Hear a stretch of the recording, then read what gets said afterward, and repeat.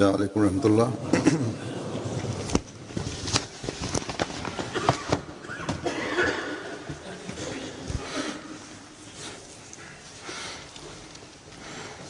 أشهد أن لا إله إلا الله وحده لا شريك له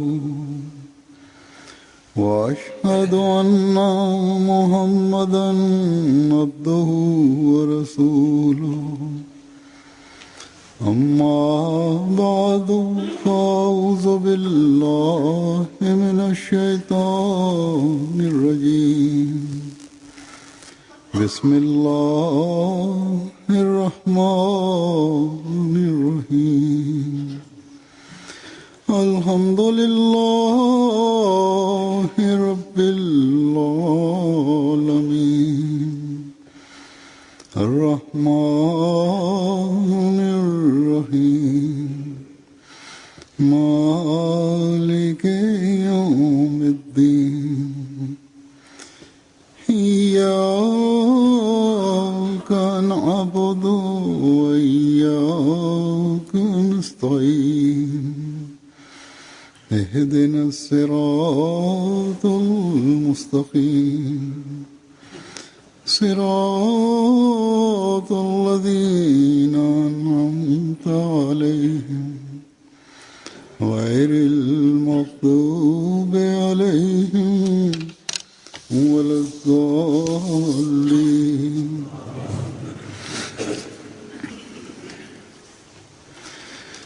आजकल हम जिस इस्लामी महीने से गुजर रहे हैं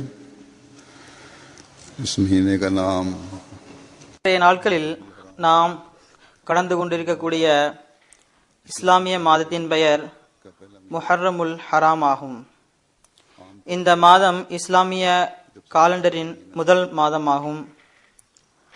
பொதுவாக வருடத்தின் முதல் மாதம் வரும்போது, புதிய வருடம் தொடங்கும் போது நாம் ஒருவர் மற்றவருக்கு வாழ்த்துக்களை கூறுவோம். சில இடங்களில் முஹர்ரம் கடந்த வெள்ளிக்கிழமை அல்லது வியாழக்கிழமை அன்று தொடங்கியது. கடந்த வெள்ளிக்கிழமை அன்று நான் ஜும்மாவிற்காக வந்த பொழுது வெளியில் ஒரு நபர் நின்று கொண்டிருந்தார். அவர் எனக்கு வாழ்த்து கூறினார். ஆனால் வாழ்த்துவது எதற்காக? அந்த நாளில்தான் ஈராக்கில் குண்டுவெடிப்புகள் நடந்தன. ஷியாக்களின் மீது தாக்குதல் நடத்தப்பட்டது. பலர் ஷஹீதாக்கப்பட்டனர்.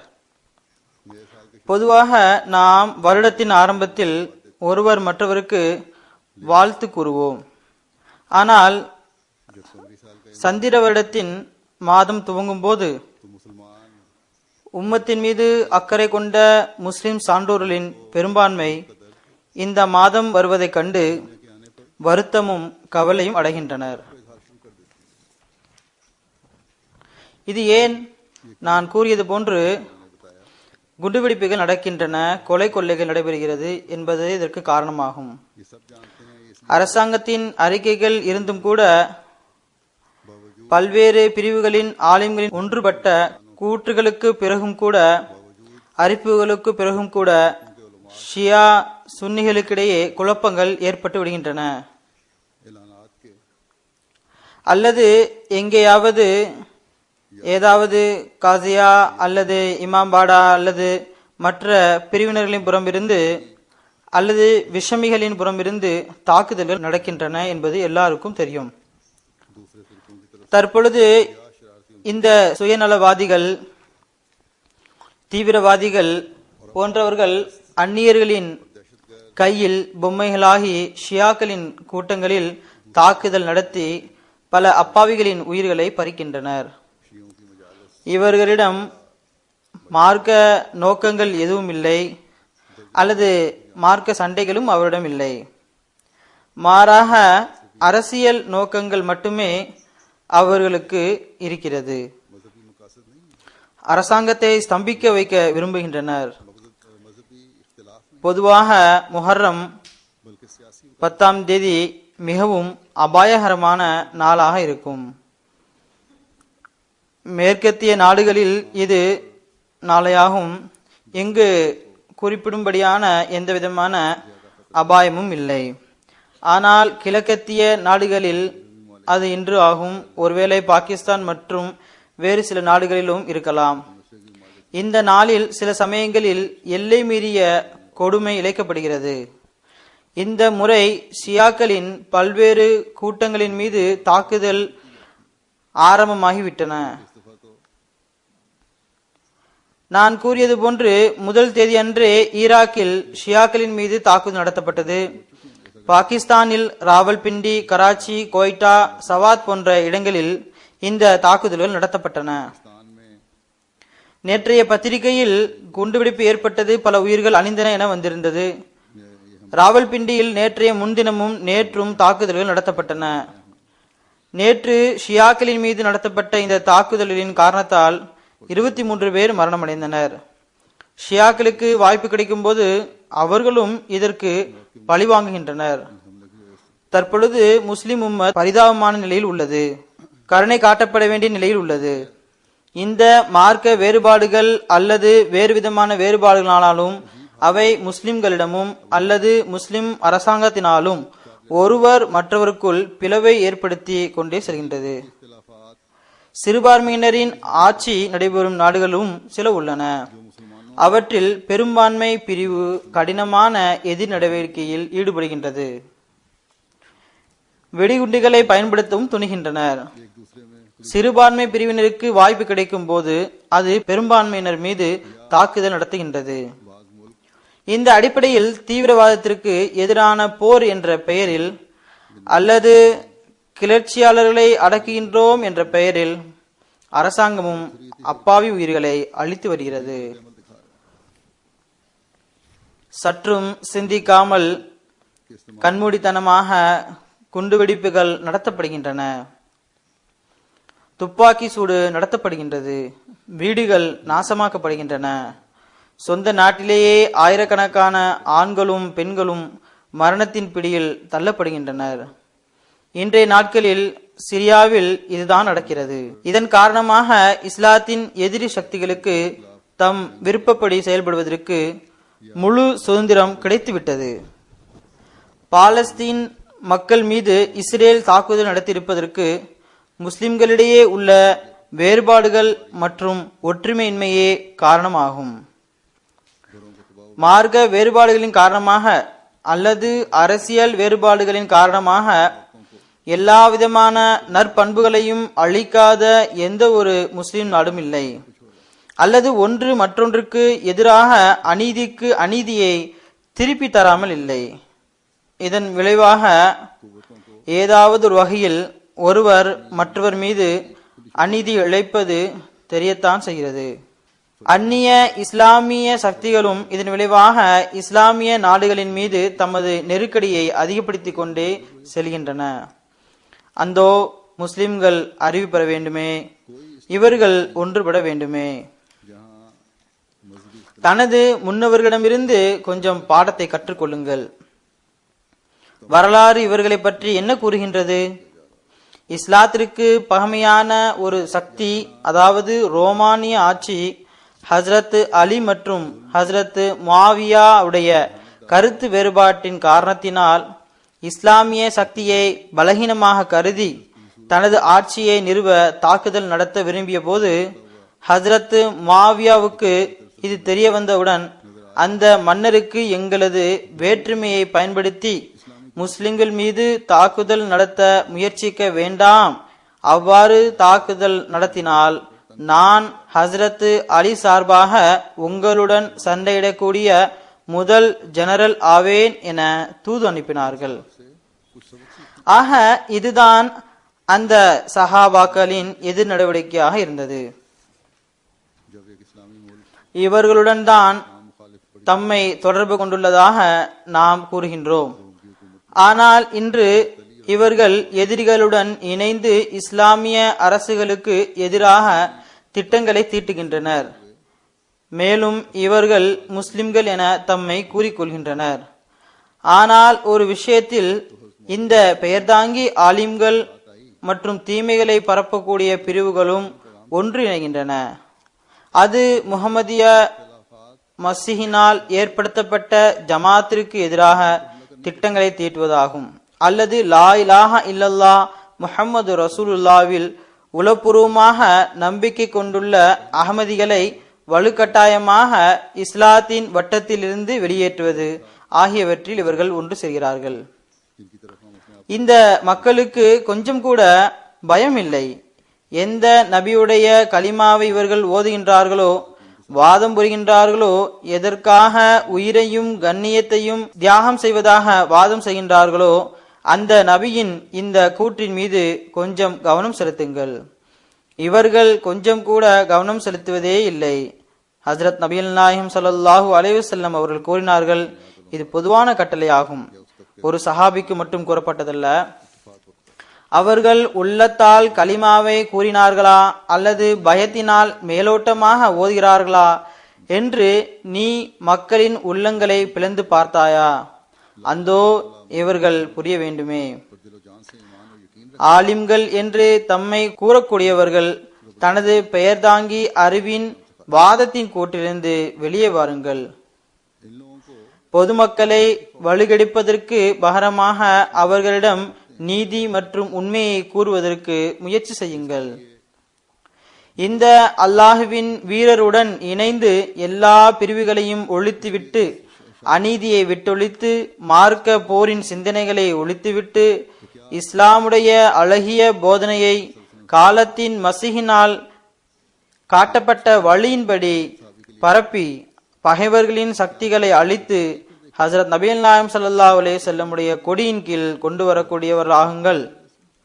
முஹர்ரம் தொடர்பாக நான் கூற ஆரம்பித்தேன். தற்பொழுது நான் இந்த காலத்தின் மசீஹ் மற்றும் மெஹதியின் சில மேற்கோள்களை உங்கள் முன் எடுத்து வைப்பேன். இதன் மூலமாக லட்சக்கணக்கில் உள்ள அஹ்மதிகளுக்கு முன்பு இந்த விஷயம் வெளிப்பட வேண்டும்.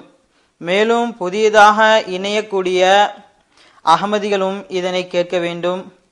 இதனை பற்றிய ஞானம் இல்லாத இளைஞர்களும் கேட்க வேண்டும். ஹஜ்ரத் மஸீஹ் மவ்ஊத் அலைஹிஸ்ஸலாத்து வஸ்ஸலாம் அவர்கள் எவ்வாறு சான்றோர்களின் கண்ணியத்தை நிலைநிறுத்தினார்கள், எவ்வாறு சஹாபாக்களின் அந்தஸ்தை கண்டறிந்தார்கள், எவ்வாறு ஷியா சுன்னியின் வேற்றுமைகளை களைந்தார்கள், மேலும் அல்லாஹுவின் கட்டளைக்கேற்ப எவ்வாறு பூமியில் வாழக்கூடிய அனைத்து முஸ்லிம்களையும் ஒரு கையில் ஒன்றிணைத்து ஒரே உம்மத்தாக ஆவதற்குரிய வழியினை கூறினார்கள் என்று பாருங்கள். இதனை போன்று சில சமயங்களில் நமது குத்துபாக்களை கேட்கக்கூடிய, நமது கூற்றுக்களை கேட்கக்கூடிய மற்ற ஜமாத்தார்களுக்கும் இந்த காலத்தில் ரஹ்மாவு பைனஹும் உடைய உண்மையான அடையாளமாக விளங்குவதற்கு சத்தியமான போதனை எது என்பது தெரிய வர வேண்டும். கொஞ்சம் சிந்தனை செய்யுங்கள். எப்போது வரை முஸ்லிம்களின் பலகீனமான நிலையை கண்டு அழுது வெளிப்படையாக கூட்டங்களையும் ஊர்வலங்களையும் நடத்தி அல்லது தீவிரவாதத்தில் ஈடுபட்டு இஸ்லாத்திற்கு தொண்டு செய்யும் கடமையையும் உரிமையையும் நிறைவேற்றுவராக கருதுவீர்கள்? மேலும் எப்போது வரை சற்றும் பயனளிக்காத அநீதியான செயல்களில் ஈடுபட்டு பகைவர்களுக்கு இஸ்லாத்தின் மீது தாக்குதல் நடத்துவதற்கு வாய்ப்புகளை ஏற்படுத்தி கொடுப்பீர்கள்? முஸ்லிம் நாடுகளின் அமைதியின்மை, நிம்மதியின்மை போன்றவை சொந்த நாட்டில் ஒருவர் மற்றவர் மீது அநீதி இழைப்பதன் காரணமாக ஏற்பட்டாலும் அல்லது இஸ்லாத்தின் எதிரி முஸ்லிம்களின் மீது அநீதி இழைப்பதன் காரணமாக ஏற்பட்டாலும் அமைதி நிலவுவதற்கான சிகிச்சை, மேலும் முஸ்லிம்களின் கம்பீரத்தை மீண்டும் நிலைநாட்டுவதற்குரிய திறன் ஆகியவை அல்லாஹ்வின் புறமிருந்து வந்துள்ள அந்த நல் அடியாரிடம் மட்டும்தான் உள்ளது. அவர் ஹஸ்ரத் நபிகள் நாயகம் ஸல்லல்லாஹு அலைஹி வஸல்லமுடைய உண்மை பேரன்பரும் பெருமானாருடைய போதனைகளை உலகில் பரப்புவதற்குரிய நோக்கத்திற்காக நியமிக்கப்பட்டவரும் ஆவார். நான் கூறியது போன்று அவர்களுடைய சில மேற்கோள்களை உங்கள் முன் வைக்கின்றேன்.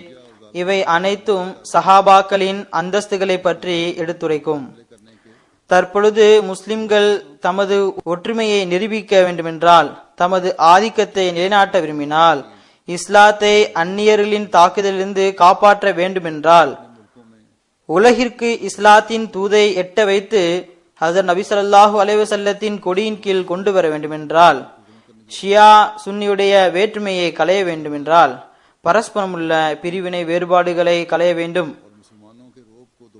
நபி ஸல்லல்லாஹு அலைஹி வஸல்லம் அவர்கள் கொண்டு வந்த அந்த இஸ்லாத்தின் போதனைப்படி செயல்பட வேண்டும். அதில் எந்தவித பிரிவும் இருந்ததில்லை. அதில் ஒவ்வொரு சஹாபியும் தியாகத்தின் ஒரு முன்மாதிரியாக திகழ்ந்தார்கள். நன்மை மற்றும் இறை அச்சத்தின் முன் உதாரணமாக திகழ்ந்தனர். வெளிச்சமும் வழிகாட்டலும் வழங்கக்கூடிய நட்சத்திரங்களாக இருந்தனர். ஆனால் நபிகள் நாயகம் ஸல்லல்லாஹு அலைஹி வஸல்லம் அவருடைய மத்தியில் சிலரது அந்தஸ்து மற்றவர்களை விட உயர்ந்ததாக இருந்தது. ஹஜ்ரத் அபூபக்கர் சித்திக் ரலியல்லாஹு தஆலா அன்ஹுடைய அந்தஸ்திற்கு அல்லாஹு தாலாவும் நபிகள் நாயகம் ஸல்லல்லாஹு அலைஹி வஸல்லமும் கொடுத்த உயர்வு வேறு எவருக்கும் கிடைக்கப் பெறாது. இதனை போன்று ஹஜ்ரத் உமர் ரலியல்லாஹு தஆலா அன்ஹுடைய அந்தஸ்து, ஹஜ்ரத் உஸ்மான் உடைய அந்தஸ்தும், ஹஜ்ரத் அலி ரலியல்லாஹு தஆலாவுடைய அந்தஸ்தும், ஹஜ்ரத் இமாம் ஹுசைன் மற்றும் ஹசனுடைய அந்தஸ்தும் படிப்படியாக இவ்வாறு உள்ளது. ஆக இவ்வாறு தகுதிகளின் அடிப்படையில் சஹாபாக்களின் அந்தஸ்தை பார்ப்பது அவசியமாகும். அவ்வாறு செயல்பட்டால் அனைத்து விதமான குழப்பமும் தீர்ந்துவிடும். இந்த அனைத்து வேற்றுமைகளையும் களைவதற்கு ஆஹரீன்களில் ஹஜ்ரத் மஸீஹ் மவ்ஊத் அலைஹிஸ்ஸலாத்து வஸ்ஸலாம் அவர்கள் தோன்றினார்கள். ஒவ்வொரு சஹாபியும் நபி ஸல்லல்லாஹு அலைஹி வஸல்லமுடன் கொண்ட நெருக்கத்தையும் அவர்கள் அனைவருடைய அந்தஸ்தையும் நமக்கு எடுத்து கூறி அவர்களின் கண்ணியத்தையும் மரியாதையும் நிலைநாட்டினார்கள். அன்னார் ஓரிடத்தில் கூறுகின்றார்கள், இது சிர்ருல் ஹிலாஃபா என்ற நூலில் அரபியில் உள்ளது. அதனுடைய உருது மொழியாக்கம் இதுவாகும். எனக்கு தெரிவிக்கப்பட்டுள்ளது, ஹஜ்ரத் அபூபக்கர் சித்திக் ரலியல்லாஹு தஆலா அன்ஹு அவர்கள் அனைத்து சஹாபாக்களை விடவும் உயர்வான கண்ணியத்தையும் உயர்வான அந்தஸ்தையும் உடையவராவார்கள். எந்தவித சந்தேகமுமின்றி முதல் ஹலிஃபா ஆவார்கள். அவர்களை பற்றி ஹிலாஃபத்தின் வசனங்கள் இறங்கின. சிர்ருல் ஹிலாஃபாவுடைய மற்றொரு மேற்கோள், அதனுடைய உருது மொழியாக்கம் இதுவாகும். இறைவன் மீது ஆணையாக, அவர்கள் இஸ்லாத்தின் இரண்டாவது ஆதம் மற்றும் சிறந்த படைப்பினங்களின் முதல் தோற்றம் ஆவார்கள். அவர்கள் நபியாக இருக்கவில்லை எனினும் அவர்களிடம் நபிமார்களுடைய ரசூல்மார்களுடைய ஆற்றல்கள் இருந்தன. அடுத்து சிர்ருல் ஹிலாஃபாவில் அன்னார் கூறுகின்றார்கள், ஹஜ்ரத் அபூபக்கர் சித்திக் ரலியல்லாஹு தஆலா அன்ஹு அவர்கள் சஹாபாக்களில் அனைவரை விடவும் தைரியமிக்க இறையச்சமுடைய நபி ஸல்லல்லாஹு அலைஹி வஸல்லத்திற்கு மிக பிரியமானவர்கள் ஆவார்கள். வெற்றி வாகை சூடக்கூடிய தளபதி ஆவார்கள். உலக தலைவரின் அன்பில் தன்னை மாய்க்கக்கூடியவர். ஆரம்பத்திலிருந்தே பெருமானாருடைய துக்கங்களை பகிர்ந்து கொள்ளக்கூடியவர். பெருமானாருடைய பணிகளில் உதவி செய்யக்கூடியவர் ஆவார் என்பதனை அல்லாஹ் அறிந்திருந்தான். இதனால் தான் அல்லாஹ் தாலா தனது நபிக்கு இக்கட்டான காலகட்டங்களில் இவர்கள் மூலமாக ஆறுதல் வழங்கினான். அவர்கள் சித்திக் என்ற பெயரால் சிறப்பிக்கப்பட்டார்கள். அவர்கள் ஈருலக நபியின் நெருக்கமானவர்கள் ஆனார்கள். அல்லாஹ் அவர்களுக்கு சானியே சுனைன் என்ற பட்டத்தை வழங்கினான். மேலும் தனது சிறப்பிற்குரிய அடியார்களில் இணைத்து கொண்டான். பிறகு மல்பூசாத்தில் ஓரிடத்தில் கூறுகின்றார்கள், ஹஜ்ரத் ரசூல் கரீம் ஸல்லல்லாஹு அலைஹி வஸல்லமுடைய காலத்தில் முதல் ஹலிஃபா ஆவார்கள். மிக பெரிய வியாபாரி ஆவார்கள். முஸ்லிமாகி முஸ்லிம்களுக்கு உதாரணம் கூற முடியாத அளவுக்கு உதவிகள் செய்தார்கள். மேலும் அவர்களுக்கு சித்திக் என்ற அந்தஸ்து கிடைத்தது. முதலில் நண்பர், பிறகு முதல் ஹலிஃபா ஆனார்கள். எழுதப்பட்டிருக்கின்றது, அவர்கள் வியாபாரத்திலிருந்து திரும்பி வந்தபோது மக்காவை சென்றடையவில்லை. வழியிலேயே ஒரு நபரை சந்தித்தார்கள். அவரிடம் ஏதாவது புதிய செய்தியை கூறுங்கள் என்றார்கள். அதற்கு அவர், உமது நண்பர் நுபுவத்திற்கான வாதம் புரிந்துள்ளார் என்பதனை தவிர வேறு எந்த புதிய செய்தியும் இல்லை என்றார். ஹஜ்ரத் அபூபக்கர் சித்திக் ரலியல்லாஹு தஆலா அன்ஹு அவர்கள் அங்கேயே நின்றவாறு, அவர்கள் அவ்வாறு வாதம் புரிந்துள்ளார்கள் என்றால் அது உண்மையாகும் என்றார்கள். அடுத்து அன்னார் கூறுகின்றார்கள், ஹஜ்ரத் அபூபக்கர் சித்திக் ரலியல்லாஹு தஆலா அன்ஹு அவர்கள் தமது அனைத்து செல்வங்களையும் இறைவனது வழியில் அர்ப்பணித்தார்கள். அவர்கள் கம்பளியை போர்த்தி கொண்டார்கள். ஆனால் அல்லாஹ் தாலா இதற்கு பகரமாக அவர்களை முழு அரபு நாட்டிற்கும் மன்னர் ஆக்கினான். அவர்களது கையின் மூலமாக இஸ்லாத்தை மீண்டும் உயிர் பெற செய்தான். மரணித்த அரபு நாட்டை மீண்டும் வெற்றி பெற செய்தான். அவர்களுக்கு எவராலும் நினைத்து கூட பார்க்க முடியாதவற்றை கொடுத்தான். பிறகு ஹஜ்ரத் உமர் ரலியல்லாஹு தாலா அன்ஹு அவர்களை பற்றி கூறுகின்றார்கள். ஹஜ்ரத் உமர் ரலியல்லாஹு தாலா அன்ஹு அவர்களின் தரஜா சஹாபாக்களில் மத்தியில் எந்த அளவு உயர்ந்தது என்பது தெரியுமா? எந்த அளவுக்கென்றால் சில நேரங்களில் அவர்களின் கருத்திற்கிணங்க திருக்குரான் இறங்கியது. மேலும் அவர்களை பற்றி ஒரு ஹதீஸும் உள்ளது. அதாவது ஷைத்தான் ஹஜ்ரத் உமர் ரலியல்லாஹு தாலா அன்ஹு அவர்களின் நிழலை கண்டு விரண்டு ஓடிவிடுவான். எனக்கு பிறகு நபி உண்டென்றால் அவர் உமராகத்தான் இருப்பார் என்று மற்றொரு ஹதீஸிலும் வருகின்றது. மூன்றாவது ஹதீஸில் முந்தைய உம்மத்தில் முஹத்தஸ் வந்து கொண்டிருந்தார்கள். இந்த உம்மத்தில் ஒருவர் முஹத்தஸாக இருக்கின்றார் என்றால் அவர் உமர் ஆவார் என்று வருகின்றது. பிறகு ஹஜ்ரத் உமர் ரலியல்லாஹு தாலா அன்ஹு அவர்களை பற்றி ஹஜ்ரத் மஸீஹ் அலைஹிஸ்ஸலாத்து வஸ்ஸலாம் அவர்கள் கூறுகின்றார்கள். உமர் ரலியல்லாஹு தாலா அன்ஹு அவர்களுக்கும் இல்ஹாம் இறங்குகிறது. அவர்கள் தம்மை ஒரு பொருட்டாகவே கருதவில்லை. இல்ஹாம் இறங்கும் போது நான் பெரியவன் ஆகிவிட்டேன் என ஒன்றுமே கருதவில்லை. இறைவன் பூமியில் நிறுவிய உண்மையான தலைமைத்துவத்தில் தன்னை இணைத்து கொள்ள விரும்பவில்லை. அதாவது ஹஜ்ரத் நபிகள் நாயகம் ஸல்லல்லாஹு அலைஹி வஸல்லத்திற்கு கிடைத்த அந்தஸ்தில் இல்ஹாம் தன் மீது இறங்கியதனால் நானும் அந்த அந்தஸ்தில் இணைவேன் என ஒருபோதும் கருதவில்லை. மாறாக தாழ்மையான எளியவனாகவும் ஒரு அடிமையாகவுமே தன்னை ஆக்கி கொண்டார்கள். இதனால்தான் இறைவனது அருள் அவர்களை துணை இமாமாக ஆக்கியது. அதாவது ஹிலாஃபத் என்ற அந்தஸ்தை அளித்தது. பிறகு ஹுஜ்ஜத்துல்லாவில் ஹஜ்ரத் மஸீஹ் அலைஹிஸ்ஸலாத்து வஸ்ஸலாம் அவர்கள் கூறுகின்றார்கள். அரபியுடைய மொழியாக்கம் இதுவாகும். ரசூலே கரீம் ஸல்லல்லாஹு அலைஹி வஸல்லத்திற்கு அருகில் நல்லவர்களாகவும் தூயவர்களாகவும் நெருக்கமானவர்களாகவும் தூய்மையானவர்களாகவும் இருந்த 2 நபர்கள் நல்லடக்கம் செய்யப்பட்டுள்ளார்கள். இறைவன் அவர்களது வாழ்விலும் மரணத்திற்கு பிறகும் தனது ரசூலின் நண்பர்களாகவே ஆக்கினான். அதாவது மரணத்திற்கு பிறகும் அருகிலேயே அடங்கப்பட்டார்கள். அன்பு என்பது கடைசி வரை நிலை பெறுவதாகும். இதற்கு உதாரணம் குறைவாகத்தான் கிடைக்கப்பெறும். ஆக அவர்களுக்கு வாழ்த்துக்கள். அவர்கள் நபி ஸல்லல்லாஹு அலைஹி வஸல்லமுடன் வாழ்ந்தார்கள். பெருமானா ஸல்லல்லாஹு அலைஹி வஸல்லமுடைய ஊரில் பெருமானா ஸல்லல்லாஹு அலைஹி வஸல்லமுடைய இடத்தில் ஹலீஃபாவாக நியமிக்கப்பட்டார்கள். பெருமானா ஸல்லல்லாஹு அலைஹி வஸல்லமுடைய அடக்க ஸ்தலத்தில் அடக்கம் செய்யப்பட்டார்கள். பெருமானா ஸல்லல்லாஹு அலைஹி வஸல்லமுடைய கபரின் நெருக்கத்தையும் அடைந்தார்கள். மேலும் மறுமையில் பெருமானா ஸல்லல்லாஹு அலைஹி வஸல்லமுடன் எழுப்பப்படுவார்கள். அடுத்து சிர்ருல் ஹிலாஃபாவில் ஒரு மேற்கோள் உள்ளது. ஹஜ்ரத் மஸீஹ் அலைஹிஸ்ஸலாத்து வஸ்ஸலாம் அவர்கள் கூறுகின்றார்கள். அதனுடைய மொழியாக்கம் இதுவாகும். எனது ரப் என் மீது வெளிப்படுத்தியிருக்கின்றான். அதாவது ஹஜ்ரத் அபூபக்கர் சித்திக் ரலியல்லாஹு தாலா அன்ஹு, ஹஜ்ரத் உமர் ரலியல்லாஹு தாலா அன்ஹு, ஹஜ்ரத் உஸ்மான் ரலியல்லாஹு தாலா அன்ஹு ஆகியவர்கள் நல்லவர்களாகவும் ஈமான் கொண்டவர்களாகவும் திகழ்ந்தனர். மேலும் அல்லாஹ் தேர்ந்தெடுத்த மக்களை சேர்ந்தவர்களாக இருந்தனர். மேலும் அல்லாஹ் அவர்களை தனது அருளுக்குரியவர்களாக ஆக்கினான். இறைவன் மீது ஆணையாக அவன் அபூபக்கர், உமர் மற்றும் உஸ்மான் ஜுன்னூரைன் ஆகியவர்களை இஸ்லாத்தின் வாசல் மற்றும் இறைவனுடைய படையின் கொடியேந்திய முன்னணி வீரர்களாக ஆக்கினான்.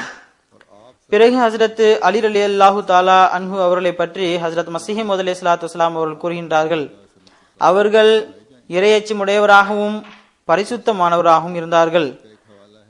இவர்கள் ரஹ்மான் இறைவனின் மிக அதிக நேசத்தை பெற்றவர்களை சார்ந்தவராக திகழ்ந்தார்கள்.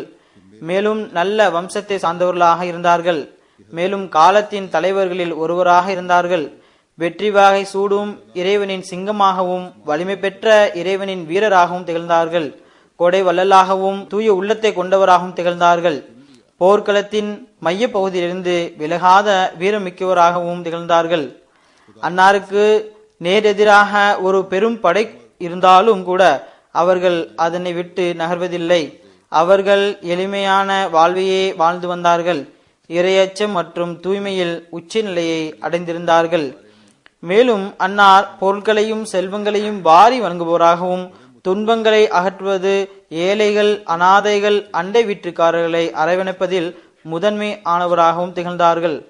மேலும் பல்வேறு போர்களில் அன்னாரின் தைரியத்தின் செயல்பாடுகள் தென்பட்டன.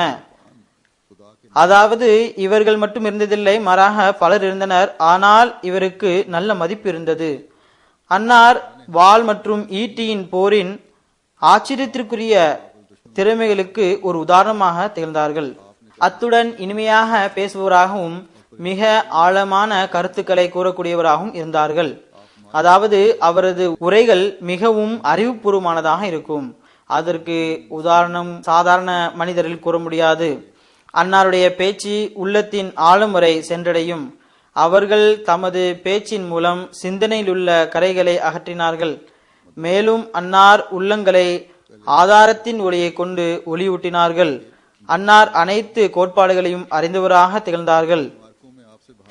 மேலும் எவரேனும் ஒருவர் ஏதேனும் விஷயத்தில் தேர்ச்சி பெற்றவராக இருந்தாலும் அவரும் அன்னாரின் முன்பு தோல்வியடைந்தவராக மன்னிப்பு கேட்டவாறு வருவார். அன்னார் அனைத்து சிறப்புகளிலும் சொற்பொழிவு திறன்களிலும் முழுமையாக்க பெற்றவராக திகழ்ந்தார்கள். எவர் ஒருவர் அன்னாரின் இந்த சிறப்புகளை நிராகரிக்கின்றாரோ அவர் வெட்கக்கேடான வழியில் செல்பவராக இருக்கிறார். அன்னார் தேவை உடையவர்களுக்கு அனுதாபம் காட்டுவதற்கு முன்னுரிமை வழங்கி வந்தார்கள். போதுமென்ற மனநிறைவு கொள்ளும் ஒவ்வொருவருக்கும் பின்னாலேயே வந்து யாசிக்கக்கூடியவர்களுக்கும் உணவளிக்குமாறு கட்டளையிட்டு வந்தார்கள். அதாவது போதுமென்று நினைக்கக்கூடிய மக்களையும் கவனத்தில் கொள்வார்கள். அதாவது கேட்காதவர்களுக்கும் யாசிப்பவர்களுக்கும் அவர் வலுக்கட்டாயமாக யாசித்தாலும் அவரையும் கவனத்தில் கொண்டு வந்தார்கள். அன்னார் அல்லாஹு தாலாவின் நெருக்கத்தை பெற்ற மக்களை சார்ந்தவர் ஆவார்கள். இதனை போன்று திருக்குரான் என்ற கிண்ணத்திலிருந்து பால் அருந்துவதில் முந்தி செல்பவர்களை சேர்ந்தவர் ஆவார்கள். அன்னாருக்கு திருக்குரானுடைய நுண்ணிய கருத்துக்களை பற்றிய ஆச்சரியமூட்டும் வகையில் ஞானம் இருந்தது. அதாவது திருக்குரானின் ஞானம் ஒரு ஆன்மீக பாலாகும். அதை அவர் அதிகமாக புரியக்கூடியவர் ஆவார்கள். பிறகு நபி ஸல்லல்லாஹு அலைஹி வஸல்லம் அவர்கள் மக்காவிலிருந்து மதினாவிற்கு ஹிஜ்ரத் செய்தார்கள். அப்போது நடந்த சம்பவத்தை எடுத்து கூறியவாறு ஹஜ்ரத் அலி ரலியல்லாஹு தஆலா அன்ஹு அவர்களை பற்றி ஹஜ்ரத் மஸீஹ் மவ்ஊத் அலைஹிஸ்ஸலாத்து வஸ்ஸலாம் அவர்கள் கூறுகின்றார்கள், அன்பு மற்றும் ஈமானில் பிணைக்கப்பட்டிருந்த ஒரு உயிர் நேசர் உயிரை பணைய வைக்கும் விதத்தில் நபி ஸல்லல்லாஹு அலைஹி வஸல்லமுடைய படுக்கையில் நபியுடைய கட்டளைக்கிணங்க நடந்து கொண்டார்கள். எதிரிகளின் ஒற்றன் நபி ஸல்லல்லாஹு அலைஹி வஸல்லம் அவர்கள் புறப்பட்டு சென்று விட்டார்கள் என்று சற்றும் கண்டுபிடித்து விட கூடாது என்பதற்காகவும் தன்னை ரசூல் ஸல்லல்லாஹு அலைஹி வஸல்லம் என எதிரிகள் நினைத்து அங்கேயே நிற்க வேண்டும் என்பதற்காகவும் முகத்தை மூடிக்கொண்டு படுத்திருந்தார்கள். பாரிசியில் கூறுகின்றார்கள், கஸ்பரே கசேசர் நதாஹத் ஜானக்ஷ் நகாஷத் நஃபாஷத் நித் இஷ்க் அஸ்த் கஹிங்காரன் பசித் ப இஷ்க் கனானத். அதாவது எவரும் மற்றவருக்காக தன் தலையை வெட்ட விடவும் மாட்டார், உயிரை கொடுக்கவும் மாட்டார். அன்புதான் இந்த வேலையை மிகவும் உளப்பூர்வமாக செய்ய வைக்கும். பிறகு ஹஜ்ரத் மஸீஹ் மவ்ஊத் அலைஹிஸ்ஸலாத்து வஸ்ஸலாம் அவர்கள் ஹஜ்ரத் அலி மற்றும் ஹஜ்ரத் ஹுசைனுடன் தன்னுடைய ஒப்புமையை எடுத்துரைத்தவாறு கூறுகின்றார்கள், எனக்கு ஹஜ்ரத் அலி மற்றும் ஹுசைனுடன் ஒரு ஆழமான ஒப்புமை இருக்கின்றது. இந்த ரகசியத்தை கிழக்கிற்கும் மேற்கிற்கும் ரப்பாகிய இறைவனை தவிர வேறு எவரும் அறிய மாட்டார்கள். மேலும் நிச்சயமாக நான் அலி ரலியல்லாஹு தஆலா அன்ஹு மற்றும் அன்னாருடைய 2 மகன்களுடனும் அன்பு வைத்துள்ளேன். எவர் இவ்விருவருக்கும் எதிரியாக இருப்பாரோ அவருக்கு நான் எதிரியாவேன்.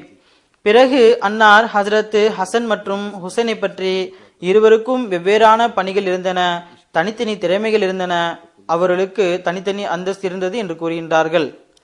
ஹஜ்ரத் ஹசன் ரலியல்லாஹு தஆலா அன்ஹு அவர்கள் எனது சிந்தனையின்படி மிக சிறந்த வேலையை செய்தார்கள்.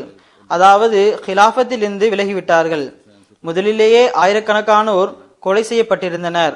அவர்கள் மேலும் மக்கள் கொலை செய்யப்படுவதனை விரும்பவில்லை.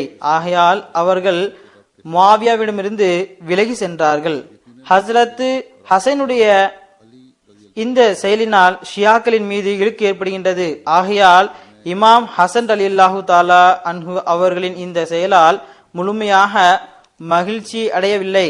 ஷியாக்கள் ஹஜ்ரத் அலியுடைய பிள்ளைகளை பற்றி கூறும்போது ஹஜ்ரத் ஹசனை விட எந்த அளவு ஹஜ்ரத் ஹுசைனை மிகைப்படுத்தி கூற முடியுமோ அந்த அளவு கூறுகின்றார்கள். அதனால் அவர்களுடைய செயலில் மகிழ்ச்சி அடையவில்லை என்று கூறுகின்றார்கள். மேலும் கூறுகின்றார்கள், நாங்கள் இருவரையுமே புகழ்கின்றோம், நாங்கள் இருவரையுமே பாராட்டுகின்றோம். உண்மையான விஷயம் இதுவாகும், அதாவது ஒவ்வொருவருடைய சக்தியும் தனித்தனியாகும். ஹசரத் இமாம் ஹசன் ரலியல்லாஹு தஆலா அன்ஹு அவர்கள் முஸ்லிம்களிடையே உள்நாட்டு போர் ஏற்பட்டு கொலைகள் நடப்பதனை விரும்பவில்லை. அவர்கள் அமைதியை நிலைநாட்டுவதையே குறிக்கோளாக கொண்டிருந்தார்கள். மேலும் ஹசரத் இமாம் ஹுசைன் ரலியல்லாஹு தஆலா அன்ஹு அவர்கள் ஒரு தீயவனின் கையில் பைய செய்வதனை விரும்பவில்லை. இதன் மூலம் மார்க்கத்தில் குழப்பம் ஏற்படும் என கருதினார்கள். இருவருடைய எண்ணமும் நல்லதாகத்தான் இருந்தது. இன்னமல் ஆமாலு பின்னியாத்தி. மேலும் யசீதுடைய கையிலும் இஸ்லாத்திற்கு முன்னேற்றம் கிடைத்தது என்பது வேறு விஷயமாகும். இது இறைவனின் அருளாகும். அவன் விரும்பினால் ஒரு தீயவனின் மூலமும் முன்னேற்றம் வழங்குவான். யசீதுடைய மகன் நல்லவனாக இருந்தான், அதாவது நல்ல மனிதனாக இருந்தான். ஹஜ்ரத் மஸீஹ் அலைஹிஸ்ஸலாத்து வஸ்ஸலாம் அவர்கள் ஓரிடத்தில் கூறுகின்றார்கள், இந்த விஷயத்தை எப்போதும் நினைவில் வைக்க வேண்டும். நபிமார்கள் மற்றும் இறைவனுடைய நல்லடியார்களாகவும் உண்மையாளர்களாகவும் இருக்கக்கூடியவர்கள் உலகில் ஒரு முன்மாதிரியாக வருகிறார்கள். எவர் இந்த முன்மாதிரியின்படி அமல் செய்ய முயற்சிக்க மாட்டாரோ, மேலும் அவருக்கு சஜிதா செய்வதற்கும் அவரையே தேவைகளை நிறைவேற்றுவர் என்று கருதுவதற்கும் தயாராக இருக்கின்றனர். அதாவது எந்த அளவு மிகைப்படுத்தி கூறுகின்றனர் என்றால், அவர்களை முன்மாதிரியாக ஆக்கிக் கொள்ளாமல் சஜிதா செய்ய ஆரம்பித்து தமது தேவைகளை நிறைவேற்றக்கூடியவராக கருதினால் அவர் இறைவனுடைய பார்வையில் மதிக்கத்தக்கவர் அல்ல. மாறாக மரணத்திற்கு பிறகு அந்த இமாம் அவரை விட்டு தவிர்ந்திருப்பார். இதனை போன்று ஹஜ்ரத் அலி ரலியல்லாஹு தஆலா அன்ஹு மற்றும் ஹஜ்ரத் இமாம் ஹுசைன் ரலியல்லாஹு தஆலாவுடைய பதவிகளை அதிகமாக உயர்த்தக்கூடியவர்கள் ஒரு வகையில் அவர்களை வணங்குகின்றனர். அவர்கள் இமாம் ஹுசைனை பின்பற்றக்கூடியவர்கள் அல்ல. இதன் மூலம் இமாம் ஹுசைன் ரலியல்லாஹு தஆலா அன்ஹு அவர்கள் மகிழ்ச்சி அடைய மாட்டார்கள். நபிமார்கள் எப்போதும் பின்பற்றுவதற்கு ஒரு முன்மாதிரியாகத்தான் வருவார்கள். உண்மை என்னவென்றால், வெறும் பின்பற்றுதல் என்பது ஒன்றுமே இல்லை. அதாவது அமல்தான் அசல் விஷயமாகும். நல்ல அடியார்களின், குறிப்பாக நபிமார்களின் வழிகாட்டுதலின்படி செயல்பட வேண்டும். பிறகு ஹஜ்ரத் மஸீஹ் அலைஹிஸ்ஸலாத்து வஸ்ஸலாம் அவர்கள் கூறுகின்றார்கள், தெளிவாகட்டுமாக அகமதிகளுக்கு அறிவுரை வழங்கியவாறு கூறுகின்றார்கள். ஏதோ ஒரு அகமதி ஹஜ்ரத் இமாம் ஹுசைன் ரலியல்லாஹு தஆலா அன்ஹு அவர்களை பற்றி ஏதோ ஒன்றை கூறினார். அதனை பற்றி ஹஜ்ரத் மஸீஹ் அலைஹிஸ்ஸலாத்து வஸ்ஸலாம் அவர்களுக்கு தெரிய வந்தபோது அவர்கள் மிகவும் கோபமடைந்தார்கள். மேலும் அகமதிகளிடம் கூறினார்கள், தெளிவாகட்டுமாக ஏதோ ஒரு நபருடைய கடிதம் மூலமாக எனக்கு தெரிய வந்துள்ளது.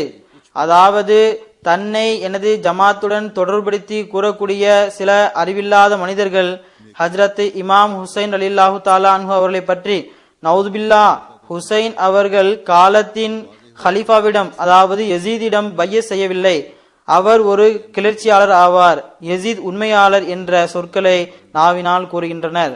லானத்துல்லாஹி அலல் காதிபீன். கூறுகின்றார்கள், எனது ஜமாத்தை சேர்ந்த நல்லடியார்களின் வாயிலிருந்து இப்படிப்பட்ட மோசமான வார்த்தைகள் வெளிவந்திருக்கும் என எனக்கு நம்பிக்கை இல்லை.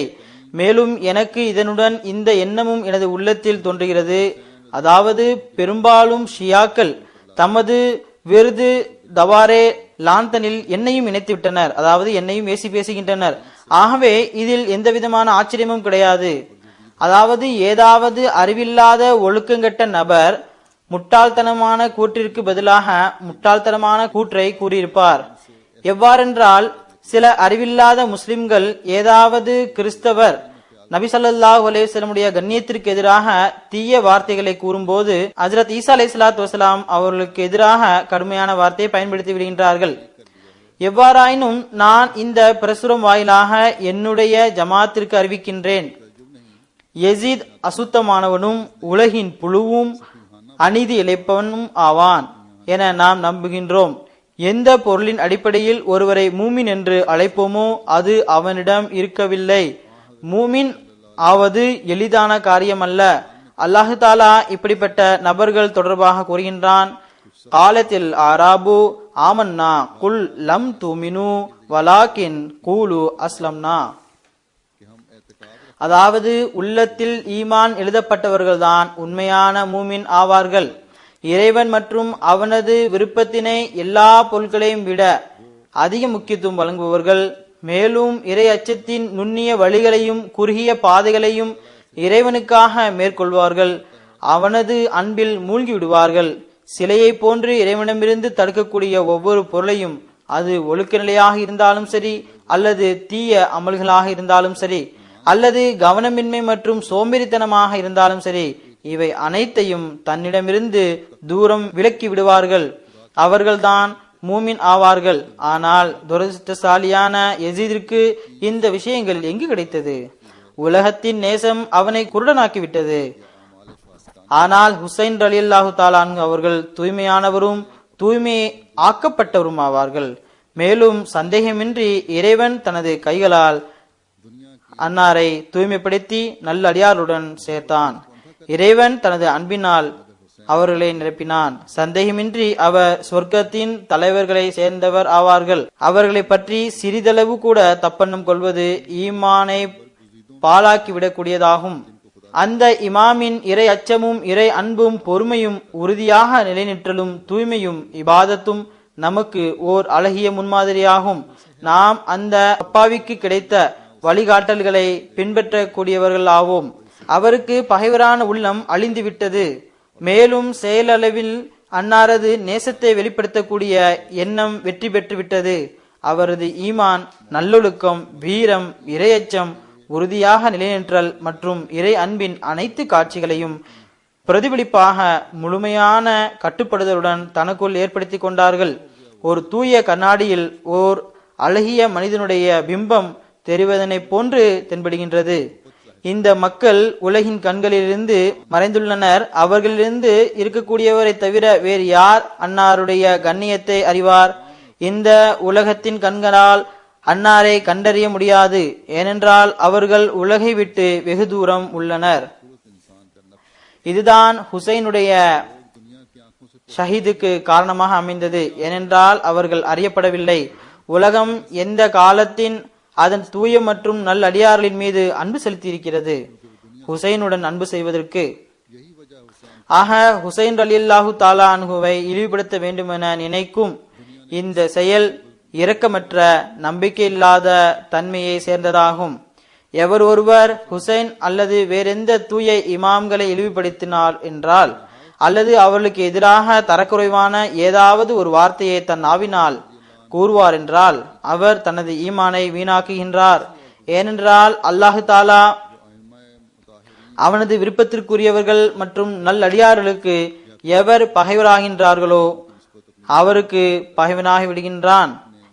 எவர் என்னை தவறாக பேசுகின்றாரோ, ஏசி பேசுவாரோ, அதற்கு பதிலாக வேறெந்த தூய மற்றும் இறை அன்பிற்கு எதிராக கடுமையான வார்த்தைகளை பேசுவது தீய செயலாகும். இப்படிப்பட்ட நேரத்தில் மன்னிப்பது, அறிவற்ற பகைவனுக்காக துவா செய்வது சிறந்ததாகும். ஏனென்றால் அவர்கள் நான் யாரிடமிருந்து வந்துள்ளேன் என்பதனை அறிந்தால் ஒருபோதும் தவறாக பேச மாட்டார்கள். அடுத்து அன்னார் கூறுகின்றார்கள், இறைவனது அன்பிற்குரியவர்கள் மற்றும் ஏற்றுக்கொள்ளப்பட்டவர்களுக்கு ஆன்மீக குடும்பம் என்ற பட்டம் மிகவும் உகந்ததாகும். தரு ஷரீஃபிலும் ஆலி முஹம்மது என்று ஓதுகின்றோம். கூறுகின்றார்கள், ஆன்மீக குடும்பம் என்ற சொல் இறைவனது அன்பிற்குரியவர் மற்றும் ஏற்றுக்கொள்ளப்பட்டவர்களுக்குரியதாகும். அந்த ஆன்மீக குடும்பம், அதாவது ஹஜ்ரத் இமாம் ஹசன் ஹுசைனை பற்றி அல்லது அஹ்லே பைத் பற்றி கூறுகின்றார்கள். அதாவது அந்த ஆன்மீக குடும்பம் தன்னுடைய தாய் வழி பாட்டனாரிடமிருந்து அந்த ஆன்மீகத்தை வாரிசு அடிப்படையிலான சொத்தாக பெறுகின்றனர். அபகரிக்கக்கூடிய எவனாலும் அதனை அபகரிக்க முடியாது. அவர்கள் அனுமதியின்றி எவராலும் அபகரிக்க முடியாது.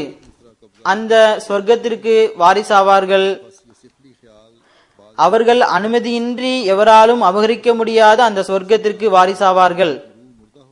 ஆக இந்த கீழ்த்தரமான சிந்தனை சில முஸ்லிம் பிரிவுகளிடம் ரூஹ் மரணித்த போது ஏற்பட்டது. மேலும் அவர்களுக்கு ஆன்மீக ரீதியில் குடும்பம் ஆவதிலிருந்து எந்த பங்கும் கிடைக்கவில்லை. இந்த வகையில் ஆன்மீக செல்வங்களிலிருந்து வாரிசற்று போனதால் அவர்களது அறிவு மழுங்கிவிட்டது, அவர்களது உள்ளம் கடினமாகிவிட்டது, பார்வை குறைவற்று போனது. ஹசரத் இமாம் ஹுசைன் மற்றும் ஹசரத் இமாம் ஹசன் ரலியல்லாஹு தஆலா அன்ஹுமா அவர்கள் இறைவனுடைய நல்லடியார்களாகவும் திறமைக்குரியவர்களாகவும் மதிப்பிற்குரியவர்களாகவும் கண்ணியத்திற்குரியவர்களாகவும் வழிகாட்டலின் இமாமாகவும் இருந்தார்கள். மேலும் எவ்வித சந்தேகமுமின்றி இரண்டு வகையான பொருளின் அடிப்படையில் நபி ஸல்லல்லாஹு அலைஹி வஸல்லத்தின் ஆள், அதாவது குடும்பமாக இருந்தார்கள். இதன் மீது நம்பிக்கை கொண்டவர்கள் யார் ஆட்சேபனை செய்வது? ஆக அறிவுடையவர்களின் ஞான மிகுந்தவர்களின் கொள்கையாவது ஹஸ்ரத் இமாம் ஹுசைன் மற்றும் ஹஸ்ரத் இமாம் ஹசன் ரலியல்லாஹு தாலா அன்ஹுமா ஹஸ்ரத் நபி ஸல்லல்லாஹு அலைஹி வஸல்லம் அவர்களுடன் பௌதிக ரீதியில் குடும்பத்தை சார்ந்தவராக இல்லை என்றாலும் ஆன்மீக ரீதியில் விண்ணில் குடும்பத்தை சேர்ந்தவராக ஆகிவிட்டார்கள். சந்தேகமின்றி நபி ஸல்லல்லாஹு அலைஹி வஸல்லமுடைய ஆன்மீக செல்வங்களுக்கு வாரிசாவார்கள். அழியக்கூடிய உடலுக்கு ஒரு சொந்தம் இருக்கும்போது ஆன்மாவிற்கு எந்த விதமான சொந்தமும் இல்லையா? மாறாக ஹதீஸில் இருந்தும் திருக்குர்ஆனில் இருந்தும் ரூஹிற்கிடையில் சொந்தம் இருக்கிறது, தொடக்கத்திலிருந்தே நட்பும் பகைமையும் இருக்கிறது என்று நிரூபணமாகின்றது. ஒரு அறிவுள்ள மனிதரால் சிந்தனை செய்ய முடியும். அழிவில்லாத வகையில் நிரந்தரமாக ரசூல் ஸல்லல்லாஹு அலைஹி வஸல்லமுடைய குடும்பத்தவராக இருப்பது பெருமையா அல்லது உடல் ரீதியாக இருப்பது பெருமையா? தக்வா தூய்மை இல்லாமல் ஈமான் ஒன்றுமற்றதாகும். இதன் மூலம் நாம் ரசூல் ஸல்லல்லாஹு அலைஹி வஸல்லத்திற்கு கண்ணிய குறைவை ஏற்படுத்தி விட்டோம் என எவரும் நினைக்க வேண்டாம். அன்னார் கூறுகின்றார்கள், ஆன்மீக ரீதியில் சந்ததியாக இருப்பது பௌதிக ரீதியில் சந்ததிகளாக இருப்பதை விட அந்தஸ்தில் மிக உயர்ந்ததாகும். மேலும் கூறுகின்றார்கள், ஹஸ்ரத் நபிகள் நாயகம் ஸல்லல்லாஹு அலைஹி வஸல்லம் அவர்களின் அஹ்லே பைத்திற்கு கண்ணிய குறைவை ஏற்படுத்துகின்றோம் என எண்ண வேண்டாம். இவ்வாறு எழுதுவதால் நமது நோக்கம் ஹஸ்ரத் இமாம் ஹசன் மற்றும் ஹஸ்ரத் இமாம் ஹுசைன் ரலியல்லாஹு தாலா அன்ஹுமாவுடைய கண்ணியத்திற்கு பௌதிக ரீதியில் நபி ஸல்லல்லாஹு அலைஹி வஸல்லமுடைய குடும்பத்தினராக இருப்பது மட்டும் ஏற்புடையது அல்ல. ஏனென்றால் இவை ஆன்மீக தொடர்பு இல்லாமல் ஒன்றுமற்றவை ஆகும். அதாவது அவர்கள் பௌதீக ரீதியில் ரசூல் ஸல்லல்லாஹு அலைஹி வஸல்லம் அவர்களின் குடும்பத்தை சேர்ந்தவர்களாக இருந்தார்கள் என்பதனால் அவர்களுக்கு கண்ணியம் கிடைக்காது. மாறாக உண்மையான விஷயம் ஆன்மீக தொடர்பு ஆகும். மேலும் கூறுகின்றார்கள், ஆன்மீக ரீதியில் அன்னாரது குடும்பத்தில் இணைந்தவருக்குத்தான் நபி ஸல்லல்லாஹு அலைஹி வஸல்லமுடன் உண்மையான தொடர்பு உள்ளது. இறை தூதர்களின் ஞானமும் ஆன்மீக ஒளியும் தூதர்களுக்கு சந்ததிகளை போன்றவையாகும். இவை அவரிடம் இருந்தே பிறக்கின்றன. அதாவது உண்மை என்னவென்றால் அவர்களின் போதனைகளும் ஞானமும் ஆன்மீக ஒளியும் அவர்களை ஏற்றுக்கொண்டவர்களிடம் பிரதிபலிக்கின்றது. இந்த ஞானம் மற்றும் ஒளியிலிருந்து யார் புதிய வாழ்வை பெறுகின்றார்களோ, மேலும் ஒரு புதிய பிறப்பை அந்த ஒளியின் மூலமாக பெறுவார்களோ, அவர்களே ஆன்மீக ரீதியில் முஹம்மதுவின் குடும்பம் என்று அழைக்கப்படுவார்கள். ஆக ஒவ்வொரு அஹ்மதியும் ஒவ்வொரு முஸ்லிமும் நபி ஸல்லல்லாஹு அலைஹி வஸல்லமுடைய இந்த போதனையின்படி செயல்படக்கூடியவர் என்றால், அன்னாரின் ஒளியிலிருந்து பலன்படக்கூடியவர் என்றால், அன்னாருடைய உண்மையான போதனைகளின்படி செயல்படக்கூடியவர் என்றால் அவர் முஹம்மதின் குடும்பத்தில் ஒருவராக எண்ணப்படுவார். இந்த உண்மையான சரியான பாதையின் மீது செல்வது ஒவ்வொரு முஸ்லிமுக்கும் அவசியமாகும். பெரியவர்கள் ஒவ்வொருவரின் அந்தஸ்தை கண்டறிந்து அதற்கு கண்ணியமளிக்க வேண்டும், மதிப்பளிக்க வேண்டும். பரஸ்பரம் உள்ள குழப்பங்களையும் கொலை கொள்ளைகளை நிறுத்த வேண்டும். அனைத்து கொலை கொள்ளைகளும் குழப்பங்களும் முஸ்லிம் மற்றொரு முஸ்லிமை கொலை செய்வதில் இதில் இஸ்லாத்தின் எதிரிகளின் கை இருப்பது என்பது அப்பாற்பட்ட விஷயம் ஒன்றுமல்ல. அவை முஸ்லிம்களில் பிரிவுகளை உருவாக்கி பணம் கொடுத்து தொகையை செலவு செய்து குழப்பங்களை ஏற்படுத்துகின்றன, அல்லது தானே உள்ளே நுழைந்து இவை அனைத்தையும் செய்கின்றனர். இப்போது ஷியாக்கள் மீது நடைபெறுகின்ற தாக்குதல்கள், பள்ளிவாசலின் மீது நடத்தப்படுகின்ற தாக்குதல்கள், இவற்றில் அரசாங்கம் தீவிரவாதிகள் என்று கூறக்கூடிய அமைப்புகளின் கைவரிசை உள்ளது. தீவிரவாதிகள் தொடர்பாக அவர்கள் முஸ்லிம்களே அல்ல என்று அரசாங்கங்களின் அறிக்கை வெளிவந்துள்ளது. இது பாகிஸ்தானிலும் வெளிவந்துள்ளது. மேலும் அதில் இவர்கள் குழப்பங்களை ஏற்படுத்துவதற்காக வெளியில் இருந்து வந்தனர் என்றும் கூறப்பட்டுள்ளது. அல்லாஹ் தாலா இந்த உம்மத்தின் மீது கருணை புரிவானாக. இவர்கள் ஒன்றுபடுவதற்கு வாய்ப்பளிப்பானாக. அகமதிகளிடம் நான் இதனை கூற விரும்புகின்றேன். ஏனைய முஸ்லிம் பிரிவுகள் ஒருவர் மற்றவர்களை பழிவாங்குகின்றனர். ஒருவர் தாக்குதல் நடத்தினால் மற்றவரும் தாக்குதல் நடத்துகின்றார்கள்.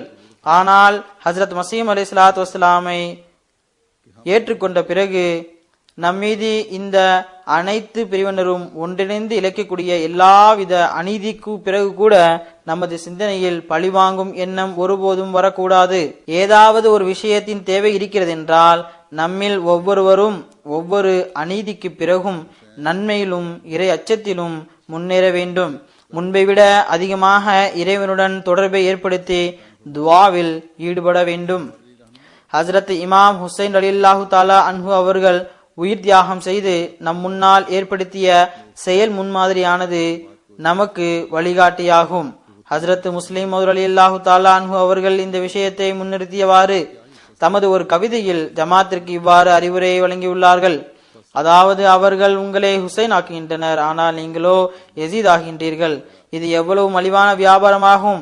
பகைவனை அம்பு எறிய விடுங்கள். ஹஜ்ரத் மசீம் அலைஹிஸ்ஸலாத்து வஸ்ஸலாம் அவர்கள் ஹஜ்ரத் இமாம் ஹுசைன் ரலியல்லாஹு தஆலா அன்ஹுவை பற்றி அவர் சொர்க்கத்தின் தலைவர்களுள் ஒருவராவார் என்று கூறியுள்ளார்கள். நமக்கு பொறுமை மற்றும் உறுதியாக நிலைநிற்றலுக்கான பாடம் கற்பித்து சொர்க்கத்திற்கான வழியை காட்டியுள்ளார்கள். முஹர்ரம் மாதத்தின் இந்த நாட்களில் குறிப்பாக ஒவ்வொரு அஹ்மதியும் தனது பொறுமை மற்றும் உறுதியான நிலைநிற்றலுக்காக துவா செய்யும் போது எதிரிகளின் தீங்கிலிருந்து தவிர்ந்திருப்பதற்காகவும் துவா செய்யுங்கள். ரப்பி குல்லு ஷையின் ஹாதிமுக ரப்பி ஃபௌஃபத்னி வன்சுர்னி வர்ஹம்னி என்ற துவாவை அதிகமாக செய்ய வேண்டும். இந்த துவாவை நாம் பாதுகாப்பாக இருப்பதற்கு அதிகமாக செய்ய வேண்டும் என முன்பே கூறியிருந்தேன். அல்லாஹும்ம இன்னா நஜ்அலுக ஃபீ நுஹூரிஹிம் வ நஊது பிக மின் ஷுரூரிஹிம் என்ற துவாவையும் அதிகமாக செய்யுங்கள். தரூ ஷரீஃபை ஓதி வருமாறு கடந்த நாட்களிலும் கூறினேன், இதற்கு முன்னரும் கூறி வந்துள்ளேன். இதன் பக்கம் அதிகமாக கவனம் செலுத்துங்கள். அல்லாஹ் தஆலா ஒவ்வொரு அஹ்மதியையும் தனது பாதுகாப்பில் வைப்பானாக. எதிரிகள் நமக்கு எதிராக தீட்டுகின்ற திட்டங்களுக்கு எதிரில் தனது சிறப்பான உதவியை அல்லாஹ் வழங்குவானாக. நம்மீது கருணை காட்டியவாறு அஹ்மதியத்தின் எதிரிகளின் ஒவ்வொரு தீங்கிலிருந்தும் ஜமாத்தின் ஒவ்வொரு உறுப்பினர்களையும் பாதுகாப்பானாக, ஜமாத்தையும் பாதுகாப்பானாக. அல்லாஹ் தாலா இவர்களுடைய ஒவ்வொரு தீங்கையும், ஜமாத்திற்கு எதிராக தீட்டிக் கொண்டிருக்கக்கூடிய ஒவ்வொரு திட்டங்களையும் இவர்கள் பக்கமே திருப்புவானாக. நம்மை நபி ஸல்லல்லாஹு அலைஹி வஸல்லமுடைய உண்மையான குடும்பத்தில் இணைப்பானாக. ஹஜ்ரத் மஸீஹ் அலைஹிஸ்ஸலாத்து வஸ்ஸலாம் அவர்கள் கூறியது போன்று உண்மையான அந்தஸ்து ஆன்மீக குடும்பத்திற்குரியதாகும். பௌதீக சொந்தமும் இருந்தால் அது ஒரு அன்பளிப்பாகும். ஆனால் பௌதீக குடும்பமாக இருந்து கொண்டு ஆன்மீக குடும்பத்தின் அந்தஸ்தை பெறுவதற்கு பௌதீக குடும்பமும் சந்ததியும் முயற்சிக்கவில்லை என்றால் நபி ஸல்லல்லாஹு அலைஹி வஸல்லமுடன் தொடர்பு கொள்வதன் மூலம் அல்லாஹ் தருவதாக வாக்குறுதி அளித்துள்ள அந்த அருளிலிருந்து ஒருபோதும் பலன் பெற முடியாது. ஆக நாம் என் நேரமும் நம்மை ஆராய்ந்து பார்க்க வேண்டியது அவசியமாகும்.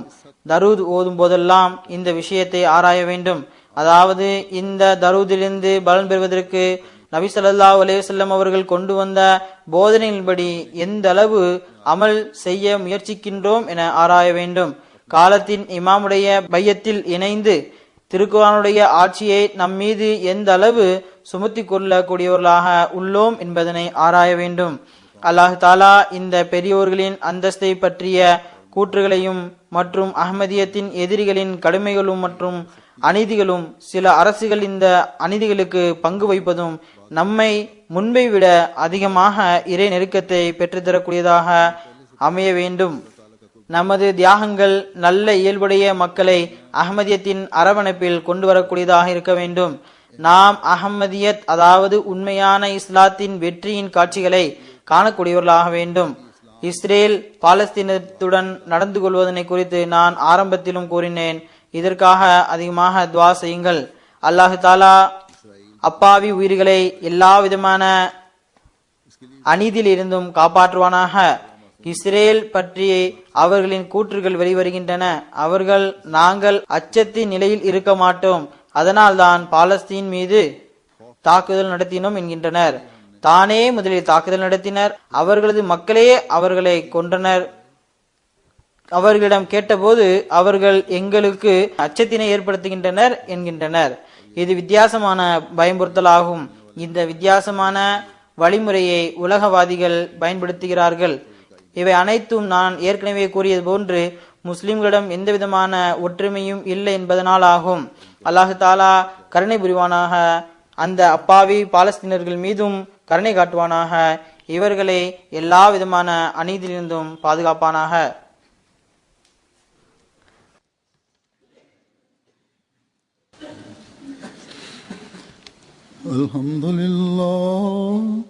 الحمد لله نحمده ونستعينه ونستغفره ونؤمن به ونتوكل عليه ونعوذ بالله من شرور أنفسنا ومن سيئات أعمالنا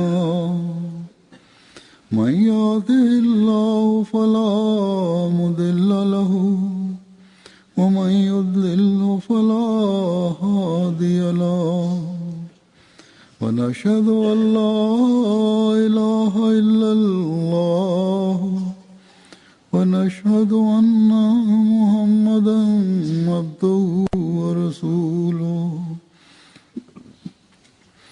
عباد الله رحمكم الله إن الله يأمر بالعدل والإحسان وإيتاء ذي القربى وينهى عن الفحشاء والمنكر والبغي يعظكم لعلكم تذكرون اذكروا الله يذكركم وادعوه يستجب لكم ولذكر الله أكبر.